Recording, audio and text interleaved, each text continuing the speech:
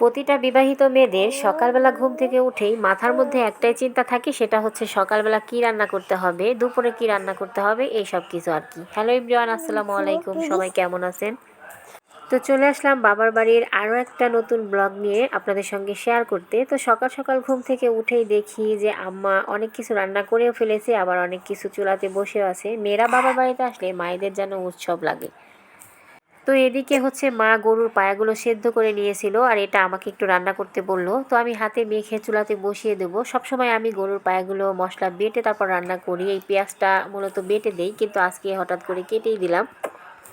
তো এটা হাতে মেখে আমি চুলাতে বসিয়ে দেব, তারপর রান্না করে নেব। এদিকে আম্মা হচ্ছে রান্না করে নিতেছিল, আর এখানে হচ্ছে আমি একটু আম্মাকে সাহায্য করার জন্য চুলাতে বসলাম। তো পেঁয়াজ এখানে ভেজে নিতেছিলাম, গরুর মাংস রান্না করবে এই জন্য আর কি। আর এই তো এই হচ্ছে আমি ঈদে যে বাবার বাড়িতে বেড়াতে গিয়েছিলাম সেই ভিডিওটাই আপনাদের সঙ্গে আজকে শেয়ার করছি।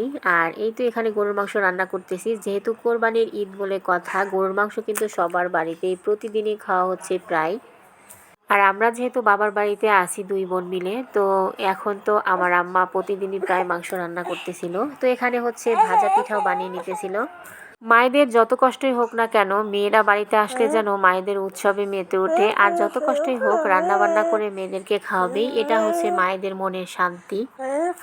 এটা শুধু আমার মায়ের ক্ষেত্রে না, পৃথিবীর যত মায়েরা আছে সব মায়েরাই সন্তানদের জন্য রান্না বান্না করে নিজের হাতে খাওয়াতে বেশি ভালোবাসে। আর মানে সন্তানরা যখন খায় তারপর হচ্ছে মায়েদের মনে তৃপ্তি মেলে। তো বাড়িতে গরুর মাংস রান্না হয়েছে আর পিঠা বানানো হবে না, সেটা কখনো আমাদের বাড়িতে হয় নাই। তো আমাদের বাড়িতে বেশিরভাগই চিতই পিঠা বানানো হয়, আর এই তো এখানে চিতই পিঠাটা আজকেও বানানো হইতেছে। এদিকে আম্মা আবার মাছের কষা মানে ভুনা করে রান্না করেছিল। তো ঘরের মধ্যে সবাই খাওয়া দাওয়া শুরু করে দিয়েছে, আর আমি চলে এসেছি চুলার পিঠে একটা প্লেট নিয়ে, কারণ এখানে আম্মার সঙ্গে বসে বসে গল্প করব আর গরম গরম চিতই পিঠা দিয়ে হচ্ছে গরুর মাংস খাবো। তো খাওয়া দাওয়া শেষ করে আমরা চলে আসলাম হচ্ছে আম পাড়তে।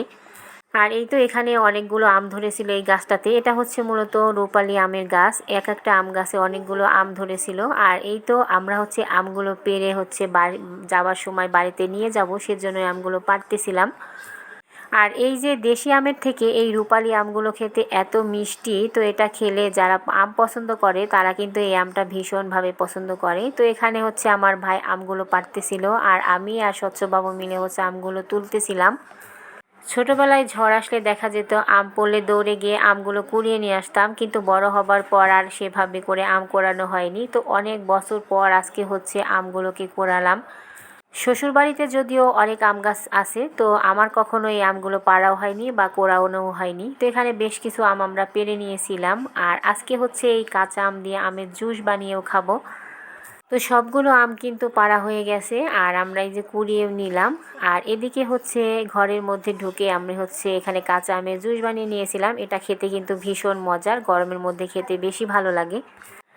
এই তো আজ এ পর্যন্তই। সবাই ভালো থাকবেন, সুস্থ থাকবেন, আবারও দেখা হবে অন্য কোনো ব্লগে। আল্লাহ হাফেজ।